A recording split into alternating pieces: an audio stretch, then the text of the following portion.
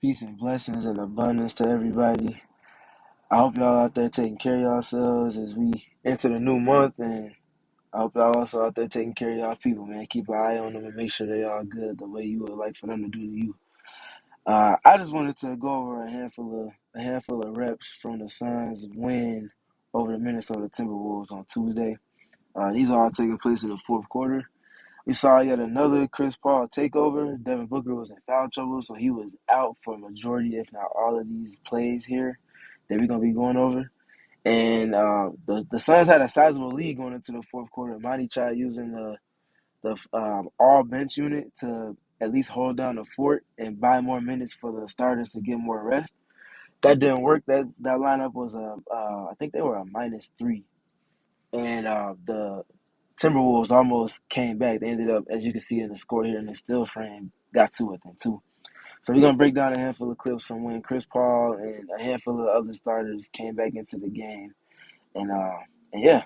So this first play is gonna be a lot of pick and roll. I'm gonna just let you guys know that ahead of time. So the first play here, we're gonna see a very unique spacing manipulation from the Phoenix Suns. So of course they have a handful of shooters and they have a multitude of ways in which they go about spacing them around whatever pick and roll action or action in general that they're running. So as we let this one kind of flow through, you'll see first and foremost it's Mikal Bridges setting the screen, and he's setting a super high. Like look at the pickup point on CP3. So Bridges is setting a super high pick right here, and it's empty side. So they vacated the entire right side of the floor outside of CP3 and Mikal Bridges. So Mikal comes to set the screen, and now that entire side is empty. But also look on the other side of the floor. Look at the spacing. Devin Booker is splitting the difference between the slot and the side of the 3-point line, closer to the sideline. And look at where Cam Johnson is. Cam Johnson is empty that corner as well as he's sitting free throw line extended. That spacing manipulation is tugging at the tagging and the help from outside of the initial players in the pick and roll, and even Rudy Gobert, who's going to be stepping up as they put two on CP3, and then eventually go with the late switch. So as we let it flow through, you can see here CP3 does a great job getting the pass out on time. Mikal does a great job with the angle on his screen, and then as he does best, pushing off of that screener when they're switching to give himself that extra little boost, getting out the blocks on the dive to the short roll. As he gets it in the short roll, he sees Rudy's already pre-rotated high. And remember, Rudy's in charge of Bismack. Bismack was hanging out in the dunker spot with Cam Johnson's space free throw line extended. So Nas Reed, as Gobert steps up, will be the person that will be in charge of putting out the fire being Bismack Biyombo sitting here under the basket. And Edwards is going to slide down and he's going to play two if Cam Johnson sinks to the corner if Reed were to go over to Bismack under the basket. He doesn't because he's in a compromising situation with the extremely hot Cam Johnson on the floor. And by virtue of the spacing manipulation of the Suns, this was after timeout as well. It was a genius call from Monty Williams. By virtue of the spacing, they erred on the three-point shooting, and that opened up this underneath duck-in from the dunker spot from Bismack Biyombo. Great call from Monty Williams. Great execution from the Suns. All right, this next play here, we got more pick and roll rep. This is just going to be CP3 in the drop this time, or excuse me, CP3 attacking the drop this time with that patented snake dribble. Does a great job coming off tight. Great screen from Busy. But look at the spacing again. This time it's a more traditional spread pick and roll. They keep the floor spaced extremely well. And again, I want to highlight the great screening from Bismack Biyombo here. Just completely discarding of the initial defender as he always does. And then a great job from CP3 stringing that out. Gobert doesn't want to leave the porch. And that's a layup. All right, so now here's where it started getting fun. The Suns went to their 77, which is the double drag, and CP3 was able to wreak all types of havoc in multiple ways out of this action alone. So as you can see here, there's this patented yo-yo dribble. He has a handful of reasons why he does it based on the scenario and situation and who all is involved. So as he comes off of this, and keep this in mind, the Timberwolves were switching the initial screen, which is usually a smaller guy, Mikal Bridges here. setting the screen. So D-Lo is going to end up being responsible for CP3 on the initial switch. And then Cat fires back into a drop.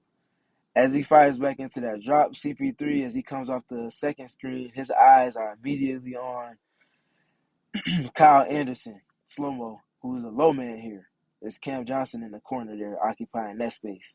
So as he comes off, he gives a yo-yo dribble to hold Kyle Anderson and also buy himself enough time to help create more of an angle to then set up this pass to Cam Johnson for three. So the yo-yo dribble not only buys time, it allows for Busy to get more into his role as CP3 drags two and Cat's drop. And that also brings Anderson over more as he's not necessarily tagging the roller, but he's kind of jabbing at the roller. That holds him to his responsibility, and then he manipulates it completely with this unbelievable pass, zipping it over to the corner, throws a fastball to Cam Johnson. On time and on target, and he knocks that down. All right, a minute and some change later, we get into another pick and roll rep here. This time it's going to be spread pick and roll with CP3 getting a drag screen from Busy.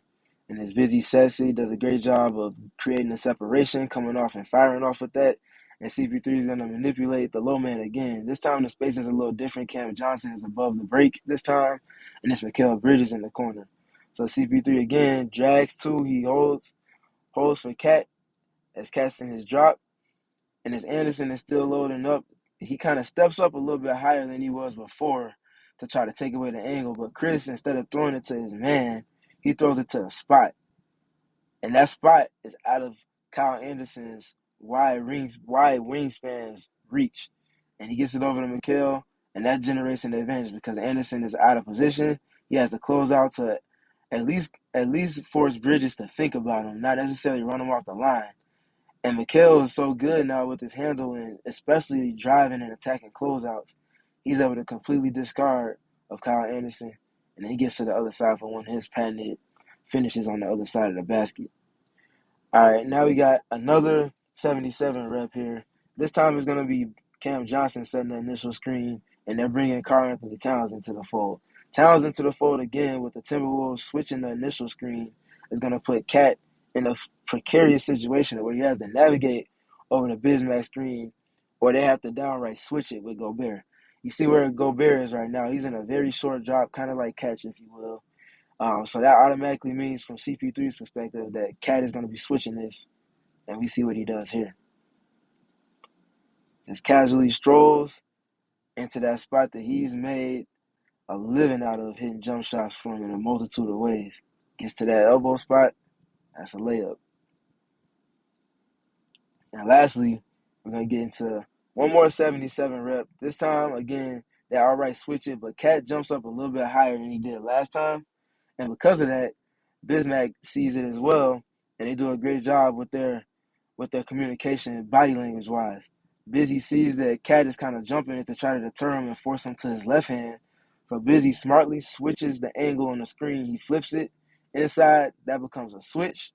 And now CP3 has, guess who? Rudy Gobert out in space, a long way away from the porch. If CP3 wanted to on this roll, he could have just lobbed it over the top for Busy to get a layup. But CP3 has the high hand, and he does what he does here. Lulls him to sleep a little bit, and then goes quick release with his left hand, a little hop into the three-point pull-up, and that splash. That's another excellent compilation of execution from the Phoenix Suns with CP3 as the head of the snake and just really attacking the multitude of coverages and styles of defense that the Minnesota Timberwolves were trying to give CP3 in this fourth quarter. And the Suns just won yet another chess battle. They did so with some crunch time reps again. And, yeah, the Suns are back. The Suns are back.